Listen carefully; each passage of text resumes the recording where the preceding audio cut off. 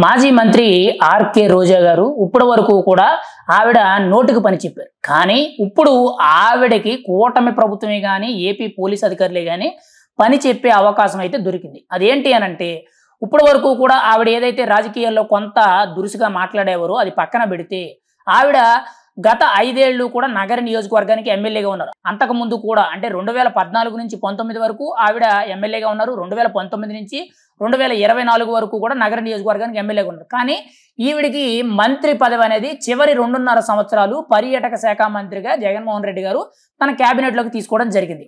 అదే టైంలో ముఖ్యంగా ఈవిడ 2023 సంవత్సరంలో అంటే ఎన్నికల ఇంకొక ఏడాది ముందు ఆడుదాం ఆంధ్ర అనే ఒక కార్యక్రమాన్ని తీసుకొచ్చారు.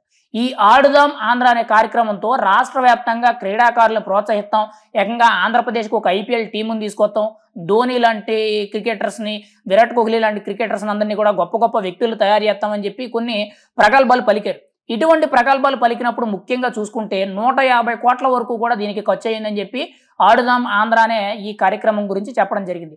అటువంటి సందర్భంలో గతంలో వీళ్ళు చెప్పిన లెక్కలకి అక్కడ ఖర్చు పెట్టిన ఖర్చుకి ఎక్కడా కూడా పొంతన అనేది కుదరడం లేదని చెప్పి కూటమి ప్రభుత్వం వచ్చిన తర్వాత ప్రత్యేకించి కూడా ఒక విజిలెన్స్ ఎంక్వైరీ టీం అనేది నియమించడం, దాని మీద పూర్తి స్థాయిలో కూడా ఆడుదాం ఆంధ్ర కార్యక్రమానికి ఒక ఎంక్వైరీ అయితే చేయడం జరిగింది. ఇప్పుడు ఆ ఎంక్వైరీకి సంబంధించిన ఫైనల్ రిపోర్ట్ అనేది నిన్న తాజాగా రిపోర్ట్ అనేది రెడీ చేయడం జరిగింది. రేపు కానీ ఎల్లుండి కానీ అంటే 2-3 రోజుల్లోనే ఈ రిపోర్ట్ అనేది ఏపీ డీజీపీ గారికి అండ్ రెండోది కూటమి ప్రభుత్వం తరపున సీఎంగా వ్యవహరిస్తున్న చంద్రబాబు నాయుడు గారికి అంటే గవర్నమెంట్ దృష్టికి ఇది వెళ్ళనుంది. ఎందుకంటే ప్రజెంట్ అయితే ఎన్నికలు ఉంది కాబట్టి దీన్ని కొంత హోల్డ్ చేసినట్టు మనకైతే సమాచారం అయితే తెలుస్తుంది. అయితే ఈ రిపోర్ట్ ఆధారంగా చూసుకుంటే ముఖ్యంగా 150 కోట్లలో ఏదైతే లెక్కలు చూపించారో అందులో దాదాపుగా 30-40 కోట్లు కూడా ఖర్చు అవ్వలేదు. ఇప్పుడు ప్రజెంట్ ఈ ఫైనల్ రిపోర్ట్ ఆధారంగా 110 కోట్లకు పైగా అవినీతి చేశారు అని చెప్పి ప్రధానమైన ఆరోపణలు అయితే వినబడుతున్నాయి.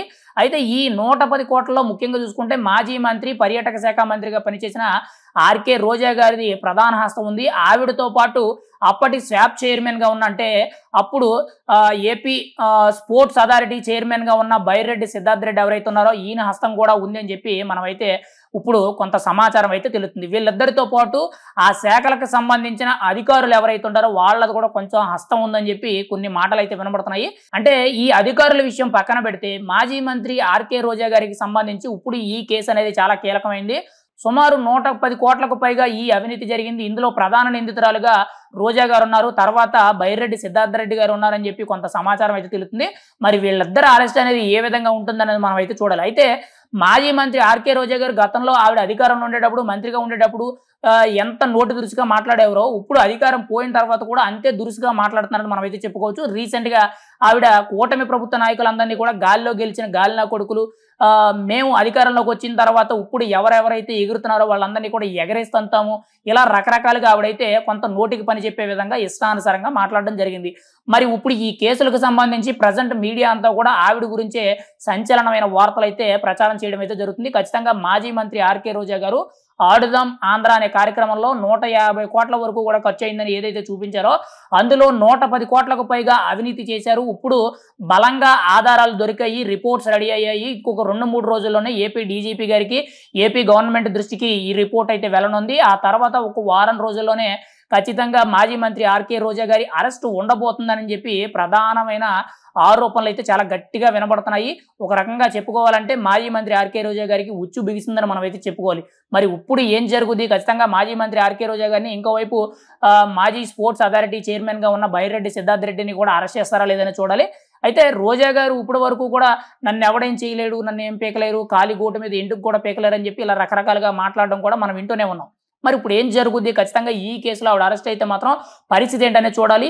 కేవలం ఇదొక్కటే కాకుండా తిరుమల తిరుపతికి సంబంధించిన వీఐపీ బ్రేక్ దర్శనాలే కానీ ముఖ్యంగా పర్యాటకులకు సంబంధించిన దర్శన టికెట్లు ఏవైతే ఉన్నాయో 300ది 3,500 అమ్ముకున్నారని, 500ది 5,300 అమ్ముకున్నారని చెప్పి గతంలోనే టీటీడీ చైర్మన్ అయిన బిఆర్ నాయుడు గారు స్వయంగా ఒక ఇంటర్వ్యూ వేదికగా చెప్పడం జరిగింది. దానికి కూడా ఒక విజిలెన్స్ ఎంక్వైరీని కూడా నియమించడం జరిగిందని చెప్పి ఆయన అయితే చెప్పడం జరిగింది. ఇంకోవైపు తన భర్త అంటే మాజీ మంత్రి ఆర్కే రోజా గారి భర్త సెల్వమణి గారు ఎవరైతే ఉన్నారో ఈయన గతంలో కరోనా సందర్భంలో గవర్నమెంట్ తరపున ఇచ్చిన మాస్కులు ఏవైతే ఉన్నాయో, గుడ్డ మాస్కులు ఏవైతే ఉన్నాయో ఆ మాస్కులకు సంబంధించి రాష్ట్ర వ్యాప్తంగా ఈయన కాంట్రాక్ట్ అనేది తీసుకోవడం జరిగింది. సుమారు 7-9 కోట్ల వరకు కూడా ఒక అవినీతి చేశారు ఈ మాస్కుల విషయంలో. అంటే క్లాత్ కొనివ్వడం గానీ, అది కుట్టించి మళ్ళీ ప్రజలకు పంపిణీ చేసే విషయంలో దాదాపుగా 15 కోట్ల వరకు కూడా టెండర్‌కి పిలిస్తే అందులో 9 కోట్ల వరకు కూడా ఇందులో అవినీతి జరిగిందని చెప్పి కొన్ని ఆరోపణలైతే వినబడుతున్నాయి. అయితే ఈ ఆరోపణల మీద కూడా ఎంక్వైరీలు జరుగుతున్నాయని చెప్పి కొన్ని ఆధారాలైతే బయట పెట్టడం అయితే జరుగుతుంది. ఏదేమైనా సరే